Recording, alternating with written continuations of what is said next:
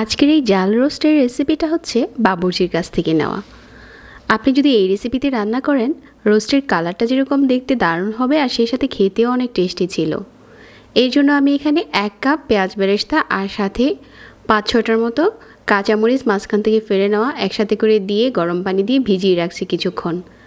আর এখানে নিয়ে নিচ্ছি 5 টুকরো মুরগির মাংস। আপনি চাইলে রেগুলার কাট করে কেটে নিতে পারেন, আমি একটু বড় করে কেটেছি। আর এখানে দিয়ে দিচ্ছি 1/2 চা চামচ করে হলুদ গুঁড়া আর হচ্ছে লাল মরিচের গুঁড়া, 1 চা চামচ লবণ দিয়ে দিচ্ছি। ভালো করে মাখিয়ে নিচ্ছি মশলার সাথে। মাখানো হয়ে গেলে মিডিয়াম আঁচে 1 কাপের মতো তেল গরম করে নিয়েছি আর এই গরম তেলের উপরে মুরগির মাংসের টুকরোগুলো দিয়ে এপাশ ওপাশ করে ভাজতে হবে। অনেকটা সময় নিয়ে ভাজতে হবে না, একটা পাশ কুক হয়ে গেলে 1 থেকে 1.5 মিনিটের মতো ভেজে নিলেই হয়ে যাবে। তো এরকম করে হালকা আঁচে ভেজে নিচ্ছি।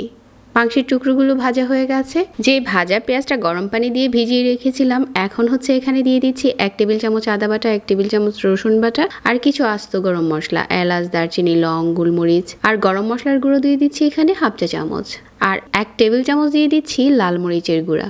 যেহেতু এটা জাল রোস্টের জন্য 1 কাপ দিয়ে দিচ্ছি টক দই আর 1/4 কাপ দিয়ে দিচ্ছি টমেটো সস।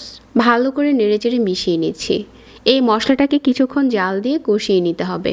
আর এই পর্যায়ে হচ্ছে তেল দিয়ে দিচ্ছি এখানে 3 টেবিল চামচ, যে তেলে আমি মুরগির মাংসের টুকরোগুলো ভেজেছিলাম।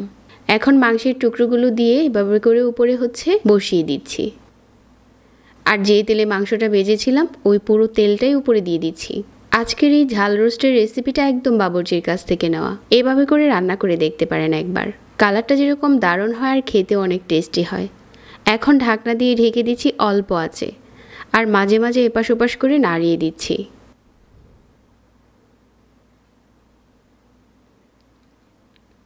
তো এভাবে করে বেশ কিছুক্ষণ রান্না করে নিয়েছি। ঝোলটা অনেকটাই টেনে গেছে। ঠিক এই পর্যায়ে ঢাকনা সরিয়ে নিচ্ছি।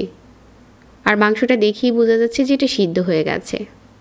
আর দারুণ একটা কালার হবে আপনি যদি এই রেসিপিতে রান্না করেন। এই পর্যায়ে উপরে হচ্ছে কিছু কাঁচামরিচ মাঝখান থেকে ফেলে নেওয়া দিয়ে দিচ্ছি আর দিয়ে দিচ্ছি কিছু পেঁয়াজ বেরেস্তা আর চুলাটাকে বন্ধ করে দিচ্ছি। এখন এই জাল রোস্টটা চাইলে সাদা ভাতের সাথে খাওয়া যাবে, আবার চাইলে এটা পোলাওর সাথে তো অনেক টেস্টি লাগে।